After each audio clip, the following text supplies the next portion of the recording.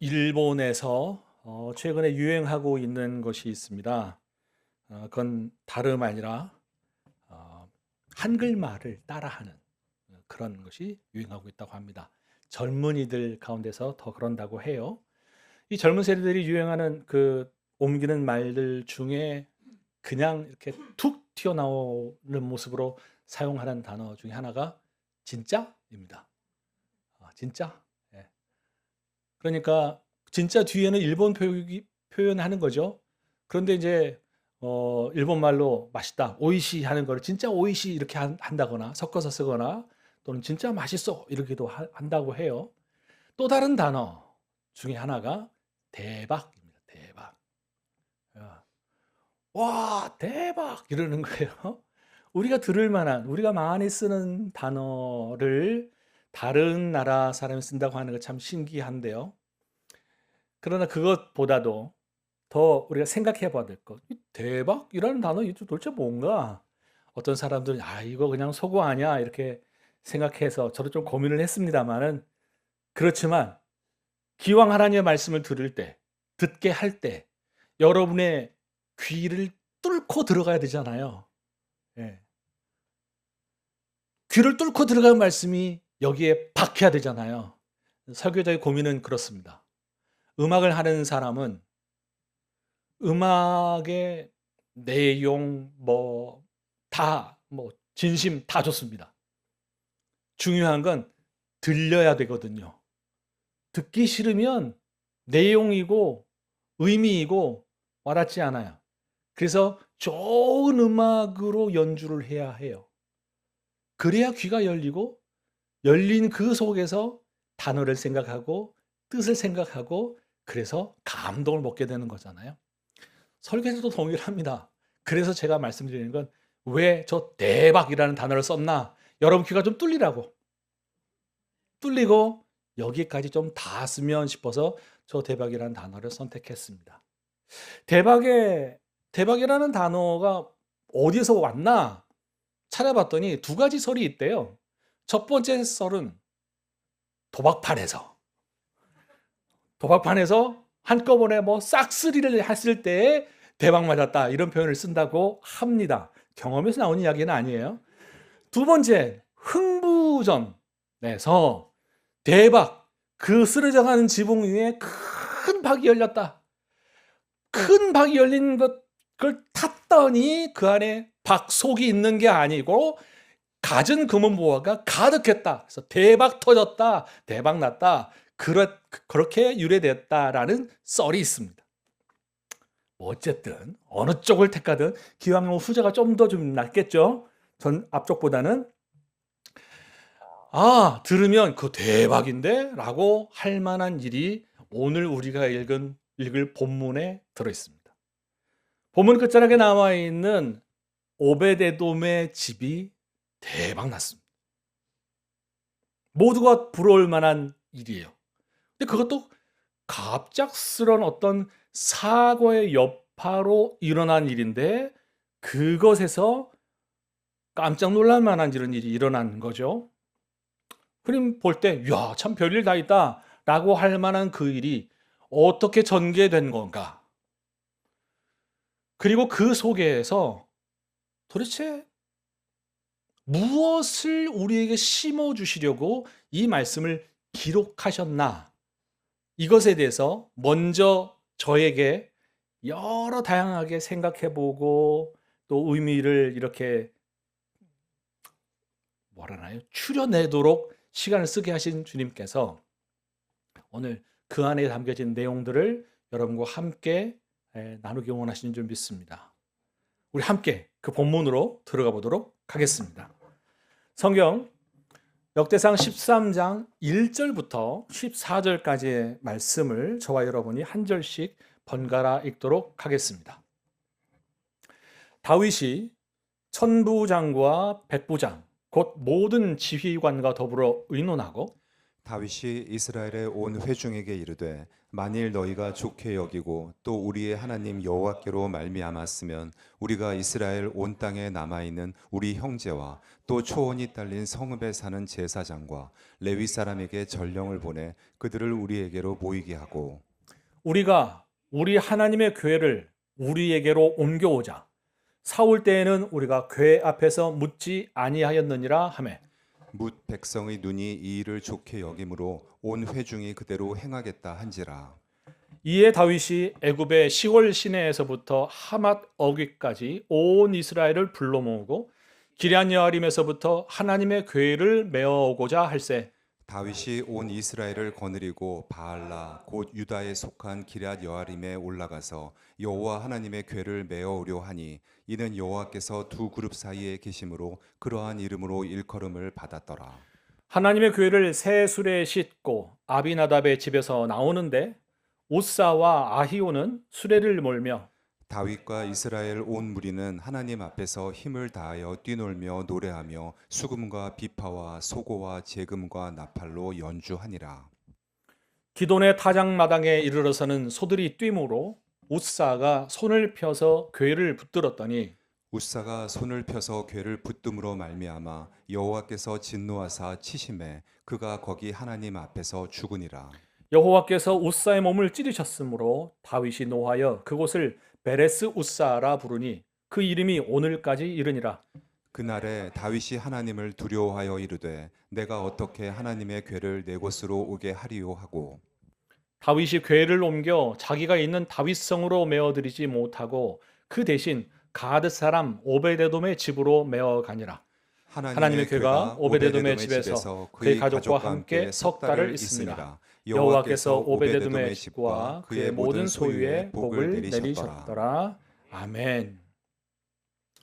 우리가 읽은 이 본문을 조금 제가 좀 각색을 해보았습니다. 좀 생생하게 좀 그려보게 하고 싶어서 말이죠. 두 아들이 물끄러미 한 사물을 보고 있습니다. 할아버지가 저 물건은 말이지 법궤요. 분명히 이야기해 줬습니다. 모양을 봐도 참 보통 물건은 아닌 듯 합니다.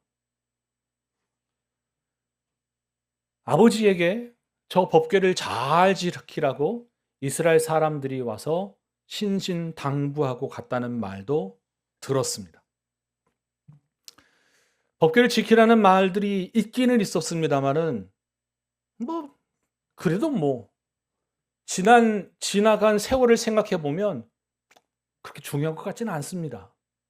왜요? 저 법궤가 이 집에 들어온 지 벌써 70년이나 됐거든요.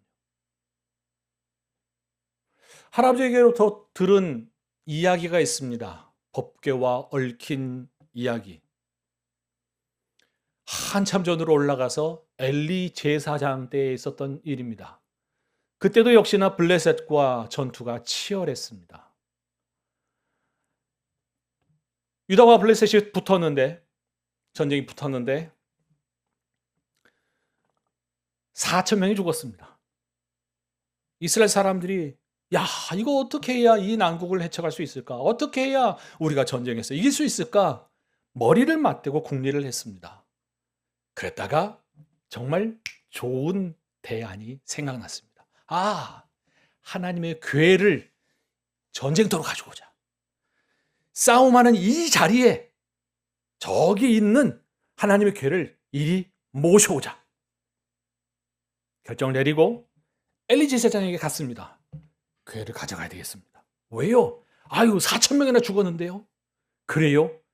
그렇게 하면 달라질 것 같아요? 예! 꼭 이길 겁니다. 홈리와 비느하스 두 아들을 붙여서 궤를 운반하게 했습니다.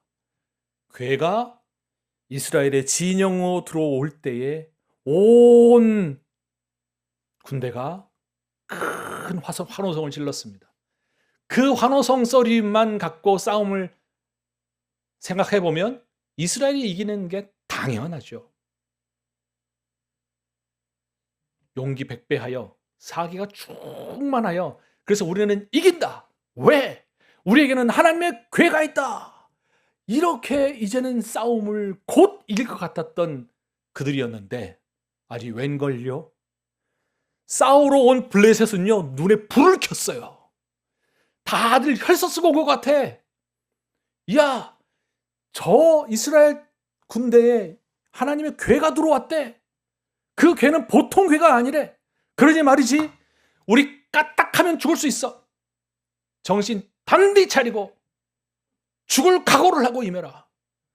모든 블레셋 군대가 이전보다는 완전히 다른 모습으로 더 용맹하게 전투에 임했습니다. 결과는 이스라엘이 기대했던 것과는 전혀 반대 방향으로 4천 명이 아니라 3만 명이 죽습니다. 거의 몰살이나 다름없어요. 여호와의 궤에 빼앗겼습니다. 궤를 메고 왔던 홈리와 비느하스도 죽었습니다. 대패였어요. 폭삭패해버린 그 소식이 전쟁터에서 어떤 일이 일어났나? 엘리 제사장이 마음이 어떻게 할 바를 모르는 그런 상황에 있을 때 들려온 소식은 아들이 죽었습니다. 전쟁에서 대패했습니다. 그리고 여호와의 궤도 뺏겼습니다. 그 말을 듣는 순간 몸집이 거대한 엘리 제사장은 뒤로 훅 넘어가서 목이 부러져서 그 자리에서 죽게 되었습니다.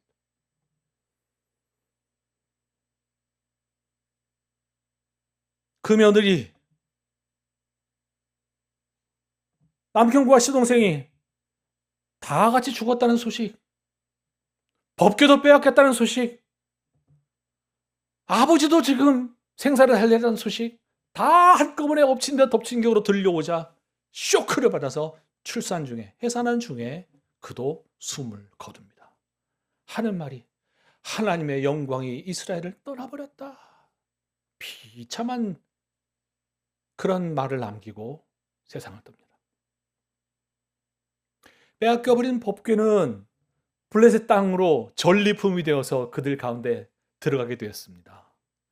그런데 전리품인 이 법궤가 있는 자리에 희한한 일이 일어납니다. 멀쩡히 서 있던 자기들의 우상이 거꾸러져요. 이거 왜 넘어졌지? 다시 세웠습니다. 그때 그 다음날 또 갔더니 아예 손목, 모가지, 댕강 부러져서 이거는 우상이라고 자기들의 신이라고 말하기에는 체면이 너무 구겨져 버리는 모양으로 그런 일들이 일어납니다. 뿐만 아니라 블레셋의 다섯 족속들의 그 모든 족속들 가운데서 안 긁을 수 없는 심한 종기가, 아주 독한 종기가 그들 민족에 가득 메우게 됩니다. 많은 사람들이 죽어나가고 너무너무 고통스러운 시간을 보내게 됩니다. 야, 이거 어떻게 해야 되나? 비상이 걸렸어요. 야, 이거 잘못 가져왔다. 이거 가져와서 우리가 이겼다라고 말하고 싶었는데 가져온 결과는 이거 너무 골치 아픈 게 들어왔다. 너무 곤란스럽다. 이거 어떻게 해결해야 되냐? 수소문해 보니 이거 그냥 돌려보내면 안 됩니다. 그냥 가져가고 싶은데 그냥 돌려보냈다는 것 때문에 또 뭔 일이 일어날지 모르니 우리가 정성을 여기다 담아서 돌려보내야 될 것 같습니다. 그래서 새 수레에다가 이 법궤를 싣고 거기에다가 아마 쥐가 이거를 옮긴다는 그런 생각들이 있었던 것 같아요. 금으로 만든 쥐 5마리를 상자에 넣고 또 종기 모양으로 된 거 그것을 또 금으로 만들어서 집어넣고 그래서 딸려 보냅니다. 근데 궁금하잖아요. 야, 이거 진짜 이것 때문에 우리가 이렇게 고생한 거 맞아? 이거를 확인하고 싶었어요. 그래서 아직 새끼가 딸려 있는 암소 2마리를 수레에다 연결시켜서 그 암소 끌고 가게 했어요. 새끼들이 있으니까 계속 돌아볼 거고 울고 할 건데 그러니까 제대로 못 갈 거다 생각을 하고 만일 이 수레가 저 우는 소들이 끄는 이 수레가 제대로 저 베세메스 동네에 가게 되면 이것 때문인지 우리가 알자. 근데 만약에 돌아오면 이거 아니고 다른 거구나 라고 생각하자. 그렇게 시험 삼아 시험 삼긴 했습니다마는 그러나 정성을 다해서 수레를 올려보냈습니다. 아니 웬걸요? 소들이 매 계속 울면서도 다른 데로 가지 않고 똑바로 기럇 여아림 마을에 가게 됩니다. 사람들이 깜짝 놀랐어요. 7달이나 지났는데 남편 죽고 아들 죽고 동네방네 온통 다 눈물바다가 돼서 전쟁에 대패하고 빼앗겼던 그 법궤가 주세요 주세요 가서 빈 것도 아닌데 소 2마리가 끌고 매 하는 소리와 함께 자기들한테 오는 거를 지금 보는 거죠. 기가 막힐 노릇 아니에요? 야, 이런 일도 다 있나?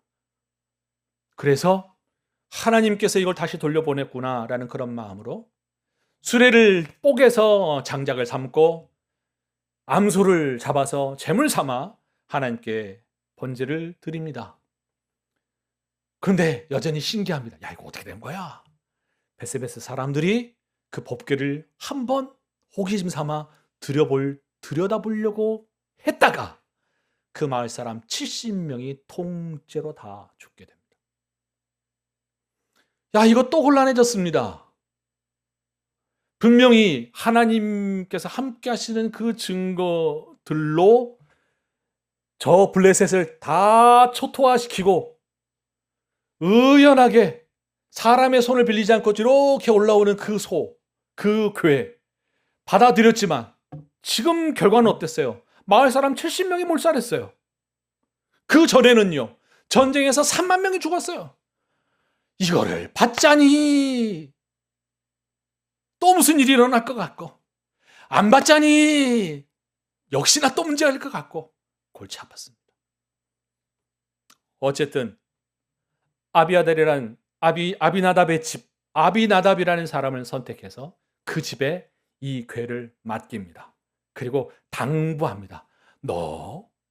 당신들 잘 간수하셔야 됩니다. 왜요? 만약 당신과 당신 집이 잘못하면 결과는 누구한테 와? 나한테 올 수 있으니까 잘 관리하기를 부탁을 했습니다. 이 모든 이야기를 우사와 아히오는 할아버지 그리고 아버지에게 들었을 거예요. 그러나 벌써 70년이 지났습니다. 70년. 꽂아놓은 보리자루는 그래도 뭐라도 꺼내서 퍼서 먹는 데 사용하거나 다른 곡식으로 심는 데 사용하기도 하지. 이 법궤는 지금 이거 뭐 아무짝에도 쓸모없는 것 같고 뭔가 다른 무슨 일이 일어난 것도 없고 한마디로 표현하면 그냥 골동품이에요. 먼지 가득하니 1년, 2년도 아니고 7년도 아니고 70년 할아버지, 아버지, 아들 때에 그 아들도 나이가 상당히 됐을 거라고 생각합니다. 70년 동안 그 자리 그대로 마치 동물머리 박제해 놓은 모양으로 그냥 거기 있다 뿐이지 아무런 효염도 아무런 능력도 어떤 결과물도 있지 않은 채로 고이 보관되어 올 뿐이었습니다. 그런데 어느 날 계세요? 문을 두드리는 소리가 들려요. 문을 열어보니 다윗 왕이에요. 다윗 왕만 온 게 아니에요. 군대 지휘관들도 같이 왔어요. 군대 지휘관들만 온 게 아니에요. 그 뒤를 보니 아이고 저 제주도에서 저 끝에 백두 모든 한라에서 백두까지 해당되는 각 지방에 사는 사람들이라고 그냥 알만한 사람들이 다 모여 있는 거예요. 하는 말이 여기 법궤 있지. 이제 그 법궤를 다윗성으로 옮겨가야 되겠다 하는 겁니다. 아니 70년 동안 아무런 일도 일어나지 않았던 그 법궤, 드디어 이 골동품과 같은 이 물건의 진가를 누릴 때가 됐다. 그동안 애물단지처럼 먼지만 쌓일 뿐이었는데 드디어 이제 이 물건의 가치가 드러날 때가 됐다. 그렇게 생각했을 것이 분명합니다. 다윗 왕이 주도해서 이제 이 행사를 어떻게 기획할 건가 하는 그런 궁리가 시작이 됐습니다. 여러 의견을 조합한 끝에 이 법궤가 여기에 오게 될 때 어떻게 왔지? 수레로 왔어. 좋아. 그럼 수레로 실는 걸로 하자. 그럼 이걸 누가 끌지?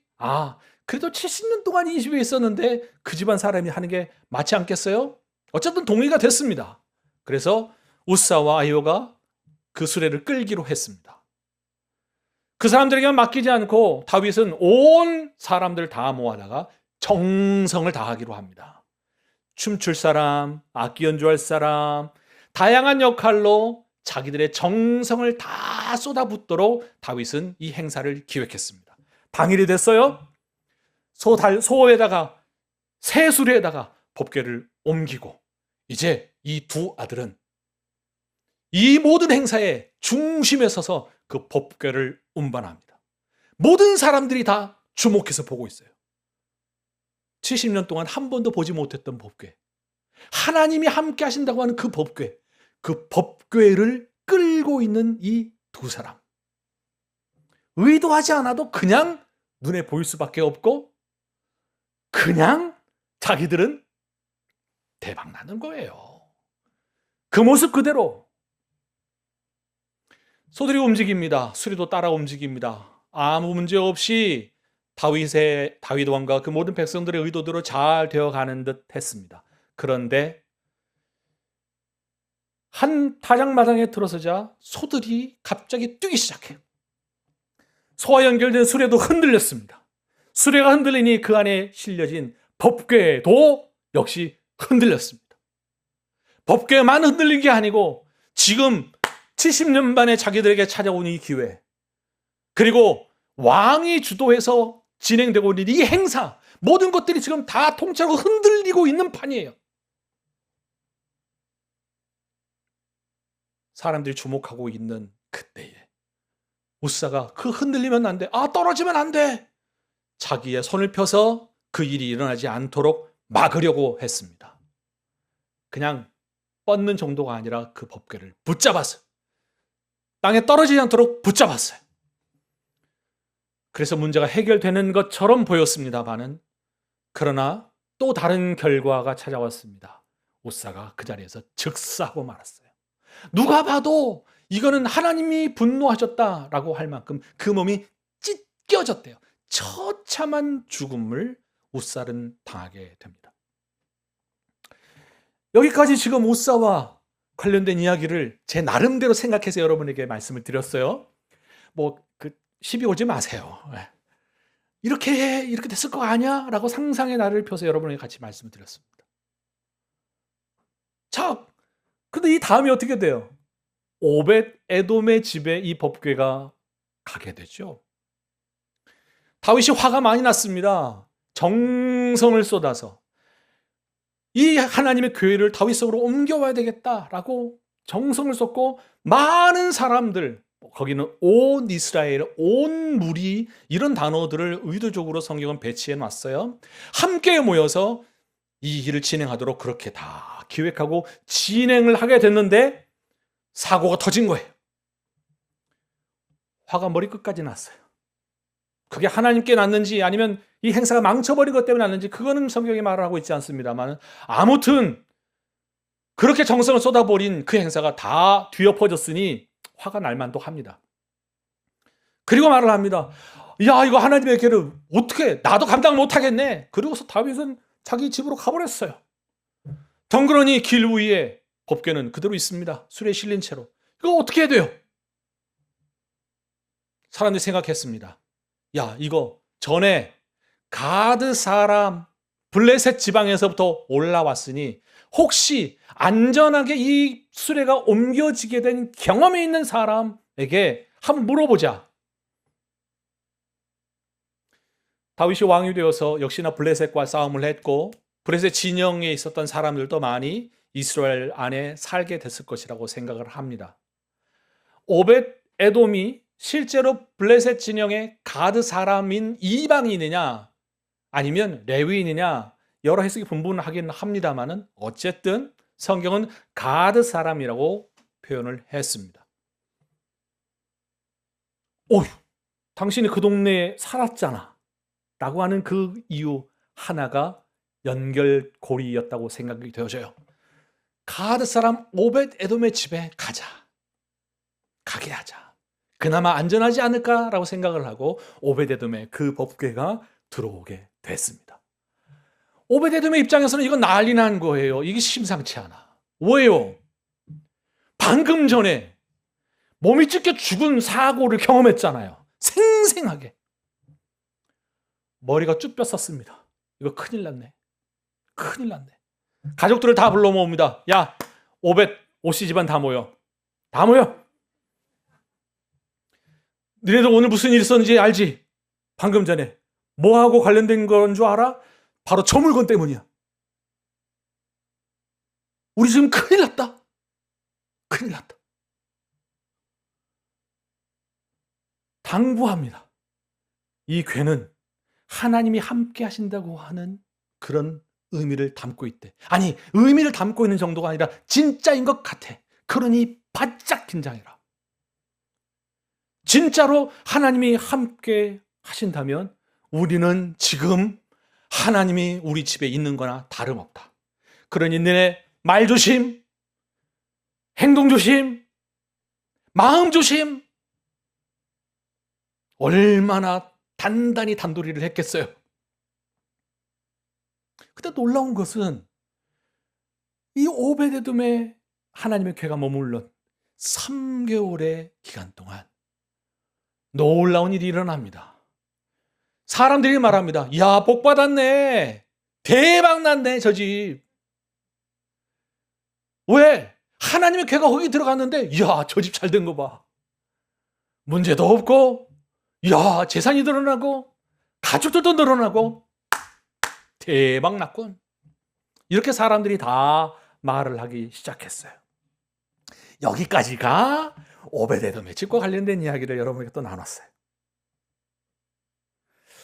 이야기로 넘겨버리기에는 글쎄 이걸 갖고 좀 애니메이션을 만들든지 영화를 만들든지 한번 감독님하고 상의를 해봐야 될 것 같은데,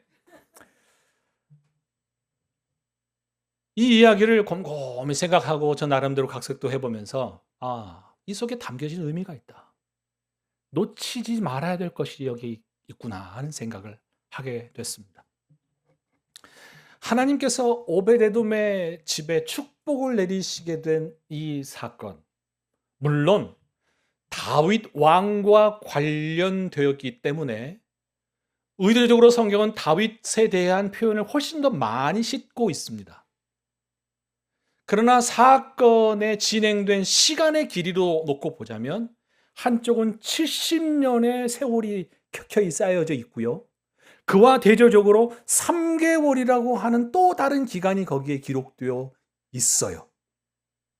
그 사이에 법궤를 운반했던 그 행사가 다 엎어져 버린 그런 사고가 있었던 거죠. 하나님께서 다윗과 그 집안에 대한 다윗에게 대한 하나님의 계획이 있었다라고 그냥 이 사건을 거기에만 이유를 달기에는 저는 놓치지 말아야 될 많은 교훈이 있다고 생각합니다. 그래서 오늘은 그 교훈에 대한 부분을 3가지를 여러분과 공유하려고 해요. 첫 번째, 같이 읽습니다. 제목부터 시작. 박제 신앙이 되지 않기 위해 붙들어야 할 3가지. 첫 번째, 하나님의 축복은 주술적이지 않다. 박제 신앙이라고 제가 단어를 붙였어요. 골동품 신앙보다는 좀 더 센 것 같아서 붙였습니다. 왜요? 70년 동안 아무런 일도 없었거든요. 70년 동안 앞에 오베데돔의 집에 와서 머물러 있었던 때가 20년. 사울이 왕이 되어서 그 기간 동안 다윗이 말하기를 사울 왕 때는 그 궤 앞에서 하나님께 묻지 않았다고 했던 사울 왕 재위 기간이 40년. 도합 60년.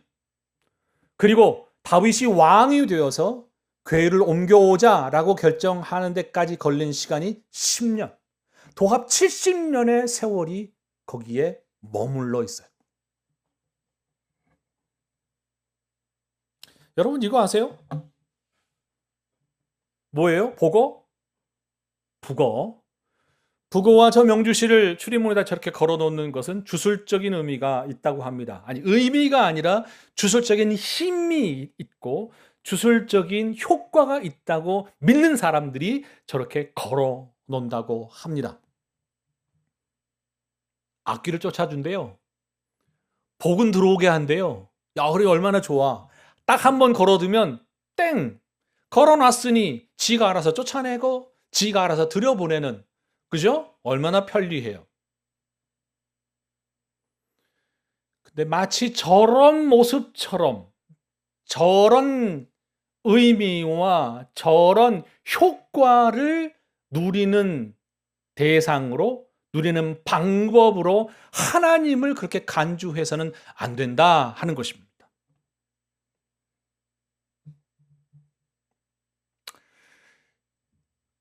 오베데돔과 아비나답의 그 두 집 공통점이 있습니다. 아비나답의 집에도 법궤가 있었어요. 오베데돔의 집에도 법궤가 있었어요. 기간이 달라. 여기는 3개월, 여기는 몇 년? 70년. 몇 배예요? 네, 280배입니다. 280배의 차이가 나는 시간의 길이가 있어요. 하나님께서 오베데돔의 집에 법궤가 들어갔다 하는 것으로 복을 내리셨다면 아비나답의 집에는 몇 배? 280배의 복이 임하는 게 맞잖아요. 그냥 그러지 않았단 말이에요. 그러니까 그걸로 생각할 때 하나님의 축복은 주술적인 방법으로 무언가를 배치해 놓거나 무언가를 비치해 놓는 것으로 그렇게 얻는 것이 아니다 하는 말씀을 드리는 겁니다. 제가 전도사 시절 때 전도사 1년 차였던 것을 기억을 합니다. 개업 예배에 초대가 됐습니다. 제가 말고 함께 계셨던 강도사님이셨는데 개업 예배를 드리게 달라고 해서 갔습니다. 갔더니 그 가게는 예사롭지 않아요. 술을 파는데 그게 그냥 곁들여 파는 게 아니라 그걸 주로 파는 그런 곳이에요. 야, 내가 이런 가게에 개업 예배에 초대가 되면 나는 도대체 뭐라고 이야기를 해야 될까? 저도 사실 고민했던 것 같은데 거기에서 선포된 말씀을 한마디로 요약하면, 한마디로 쪼이면 하나님 쪽박 나게 해주십시오 이거였어요. 쪽박 차게 해주세요. 그리고 하나님이 기뻐하실 만한 사업을 다시 시작하게 해주세요 이거였어요. 근데 왜 목회자를 초대해서 개업 예배를 드릴까요? 개업하신 분. 왜 모셔요? 아니, 적어도 첫 시작이니까 그래도 목사님 모셔서 개업 예배를 드려야지. 첫 시작이니까. 그 마음이 아주 잘못됐다는 것을 말씀드리는 게 아닙니다. 야, 우리는 목사님 모시고 그것도 용한 목사님 모시고 예배 드렸어. 그래 우리 집은 대박 날 거야 라고 생각하면 안 된다는 이야기를 드리는 거예요. 어느 집에 가면 성경이 시리즈별로 책장 맨 첫 번째 칸에 쫙 진열되어 있어요. 우와, 대단하시네요. 에이, 거기다 그래도 해놔야 우리가 믿는 집인 거 이렇게 알 수 있잖아요. 이렇게 딱 이렇게. 얼마나 좋아요. 저는 새로 성경 나오면 다 사서 거기다 꽂아 놓습니다. 풍경으로 만든 십자가 달아놓습니다. 왜? 뿐만 아니라 왜 그래요? 뭔가 우리는 믿는 집인 것을 나타내는 것뿐만 아니라 그걸 통해서 뭔가를 기대하는 심리, 이렇게라도 걸리기를 바라는 마음들이 참 많은 것 같아요. 기독교 문구나 상품을 파는 또 서점 같은 데 가면은 많은 이 나무로 된 붙이잖아요. 제일 유명한 거 뭐예요? 시작은 미약하으나 너의 나중은 창대하리라. 가장 인기 있는 제품이 아닐까 싶습니다. 그게 떨어지면 이 집은 여호와의 집이니라 뭐 이런 것도 붙이는 거예요. 조금 약발이 떨어질 것 같은 그런 마음을 갖고 말씀드리려고 하는 건 이것입니다. 하나님 그리고 하나님의 복을 받는 것 이것에 대하여 우리 마음에 내가 이렇게 걸려 있는 어떤 수단으로 하나님을 그렇게 생각하고 하나님과 관련된 그 무엇을 수단으로 활용하려고 하는 그런 마음이 있다면 그 마음은 곧 박제 신앙으로 연결되는 지름길이다. 그러므로 우리의 마음 가운데 무엇 하나 얻어 걸렸으면 좋겠다라고 하는 박제 신앙과 반대되는 막연한 기대 심리를 가지고 하나님을 그렇게 생각하면서 그렇게 수단화하는 마음이 있다면 우리 마음 가운데서 그러한 생각을 도려내야 할 줄 믿습니다. 이것을 명심하는 우리가 되기를 바랍니다. 두 번째 같이 읽습니다. 시작. 하나님의 축복은 태도와 관계에 달려 있다. 하나님의 축복은 태도와 관계에 달려 있다. 무슨 말인가? 제가 아까 각색하여서 표현할 때에 오시 집안 다 모여 그랬잖아요. 그렇죠? 그렇게 표현하는 게 이상하지 않아요. 14절 같이 읽어볼게요. 시작. 하나님의 괴가 오베데돔의 집에서 그의 가족과 함께 석 달을 있으니라. 여호와께서 오베데돔의 집과 그의 모든 소유에 복을 내리셨더라. 자, 제가 이렇게 읽겠습니다. 하나님의 교회가 오베데돔의 집에 있으니라. 말이 돼요, 안 돼요? 되죠? 네. 그런데 거기에 끼워져 있는 단어 그의 가족과 함께 석 달을 있으니라. 이게 좀 표현이 이상합니다. 하나님의 교회는 사물이죠. 그렇죠? 여러분이 구입한 의자가 있어요. 이 의자가 우리 가족들과 함께 머물러 있어. 이런 말을 하는 사람 있어요? 이렇게 표현하지 않아요. 그러면 여기에 이렇게 표현은 이 하나님의 교회, 다시 말해 하나님의 임재를 의미하는, 아니 하나님의 임재가 그의 가족과 함께 있었다라는 표현이 돼요. 여기에 함께라고 하는 단어는 쌍방에 대해서 쓸 때 사용하는 단어입니다. 일방이 아니고 일방이. 그러니까 하나님이 그의 가족과 함께 머무셨고 그의 가족 역시 하나님과 함께 머물렀다는 말이 돼요. 그러니 제가 야, 니들 정신 바짝 차려. 이렇게 그 오베데돔이 가족들에게 이야기했다면 그 가족들은 아버지의 당부 플러스 이 괴가 하나님이 함께 하신다라고 하는 그런 의식을 갖고 3개월의 시간을 보냈다는 말이 됩니다.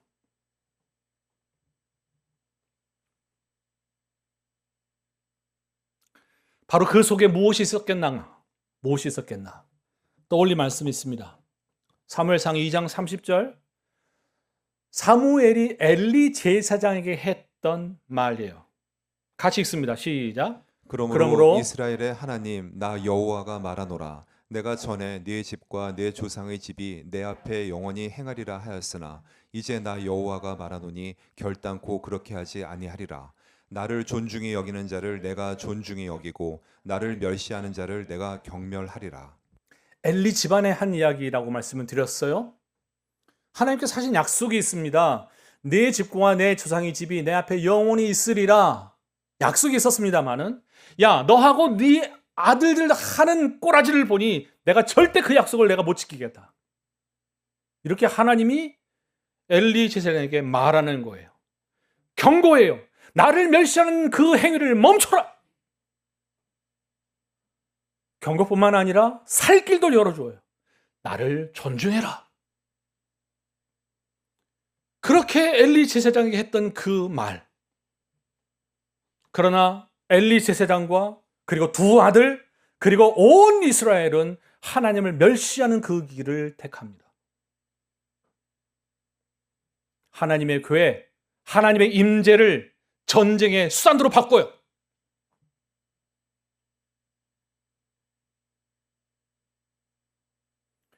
우여곡절 끝에 오베데돔의 집에 왔습니다. 그 괴가. 오베데돔, 자기가 머물렀던 가드 동네에서 어떤 일이 일어난지를 알죠. 다들 긁고 있을 때에 저것 때문에 그래, 저것 때문에 그래 했던 그 법궤, 그게 지금 자기 집에 왔잖아요. 가드, 블레셋 땅에서 있었던 그 일은 언제적 얘기예요? 70년 전에 있었던 이야기잖아요. 70년 전. 근데 지금 오베데돔에게는 이제는 과거 이야기가 아니라 오늘 이야기예요. 오늘. 자식들에게 신신당부하지 않겠습니까? 정신 바짝 차렸겠지요? 그 모습이 하나님을 존중한 결과로 그 가족의 복으로 임한 줄 믿습니다. 그러므로 사랑하는 여러분, 나는 왜 아무런 일도 일어나고 있지 않지? 라고 생각될 때 하나님은 나한테 관심 없나 봐 라는 그런 마음이 스물스물 여기서 이렇게 꿈틀꿈틀 올라오게 될 때, 내가 하나님을 정말 존중하는 사람인가? 정말 하나님을 그렇게 귀한 분으로 여기고 있는가 하는 것을 우리가 살펴보는 사람들이 되기를 바랍니다. 웃사는 제가 많이 생각해 봤어요. 그리고 성경적으로 이 웃사에 대해서 이런 표현을 붙이는 거가 약간 경계에 있다는 생각이 좀 들긴 합니다. 위험할 수도 있겠다는 생각도 한편으로는 해요. 자세하게 말하고 있지는 않지만. 그러나 제가 아까 말씀드린 것처럼 웃사가 여러 정황으로 생각해 보니까 웃사의 마음 가운데 이야! 이렇게 감탄이 나올 만한 상황이겠구나. 만약 내가 웃사라면 그렇게 생각할 것 같아요. 야, 대박의 기회가 왔다.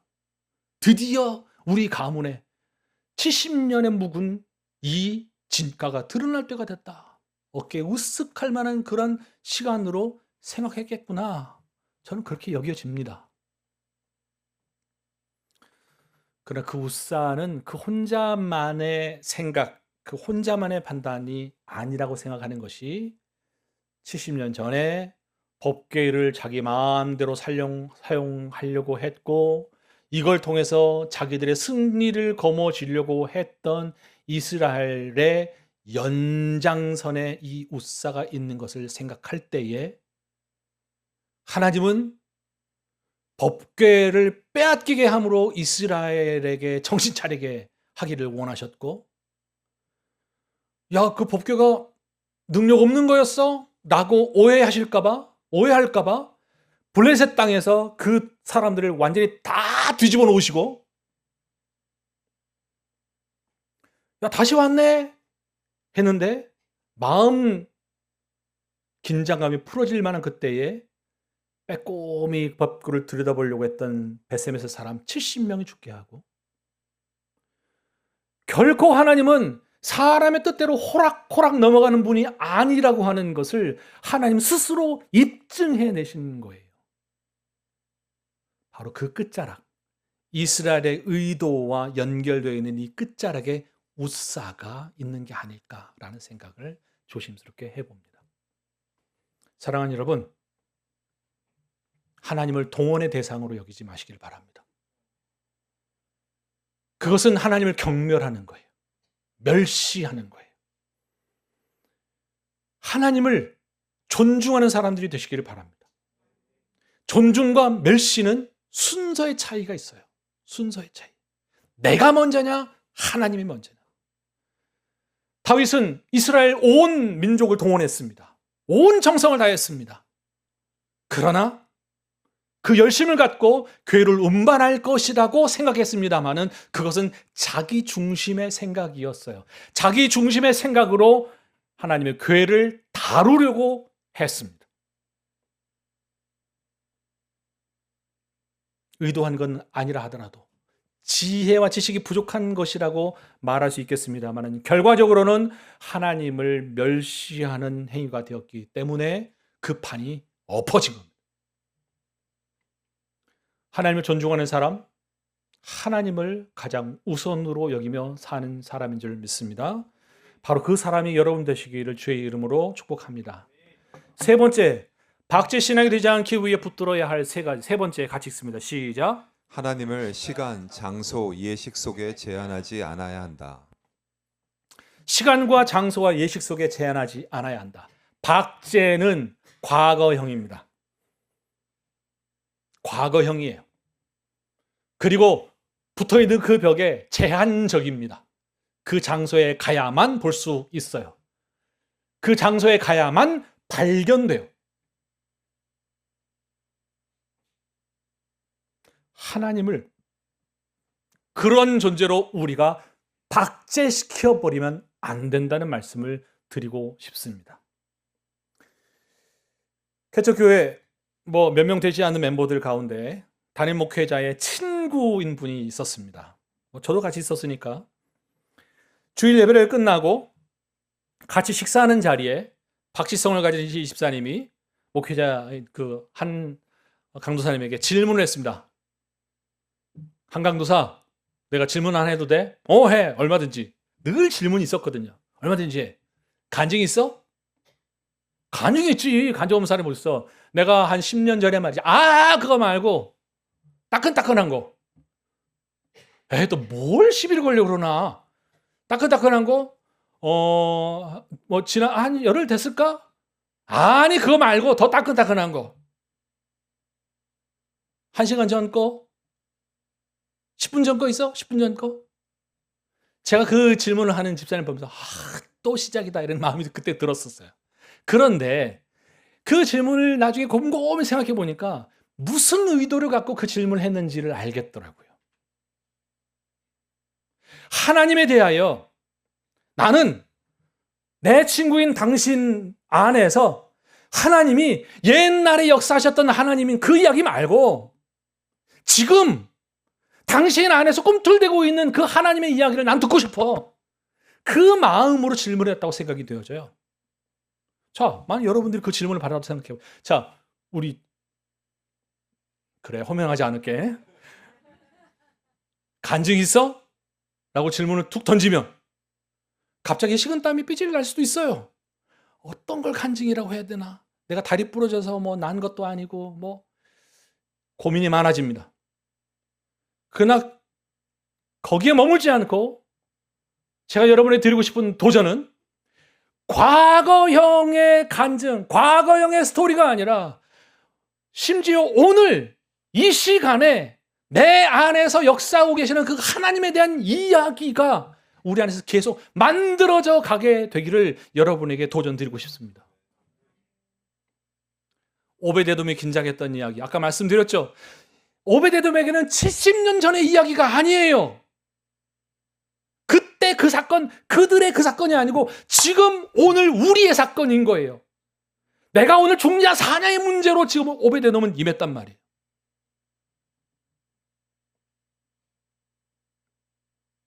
그 신앙이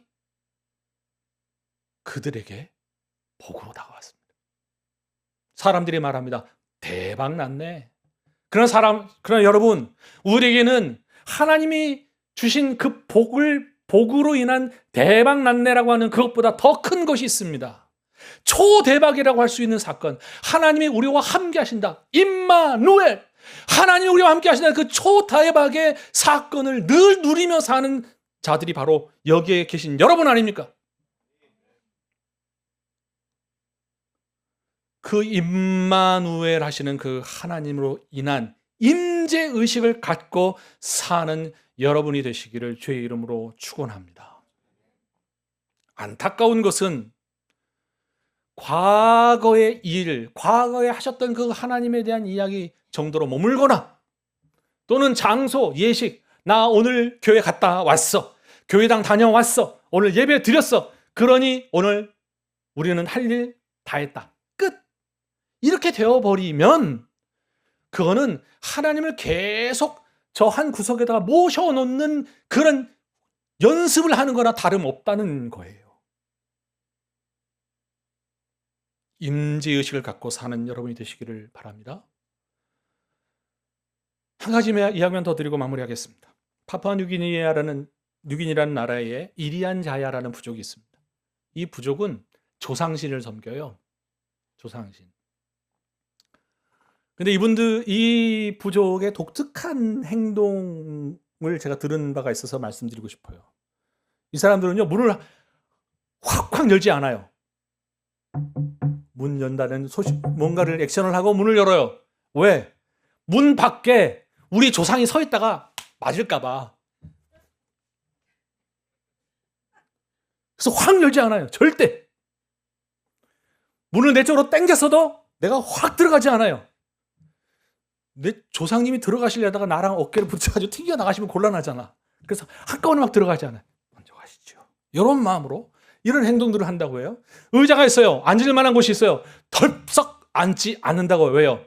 먼저 앉아 계신 조상님이 계실까봐. 이리한 자의 부족을 지켜 세우려고 하는 게 아니고, 자기 조상들이 우리와 함께 있다고 하는 의식을 가진 이 사람들의 태도를 생각해 보라는 거예요. 하나님이 함께 하시는 사람,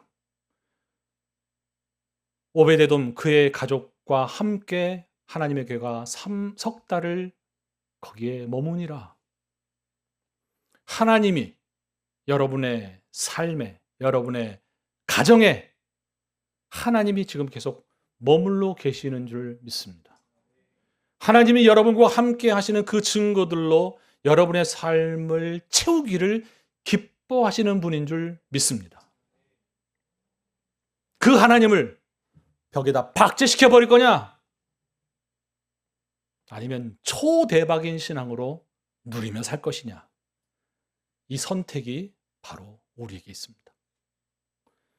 사랑하는 여러분, 제발 원하기는 계속 켜켜이 뭐라고 해야 돼요?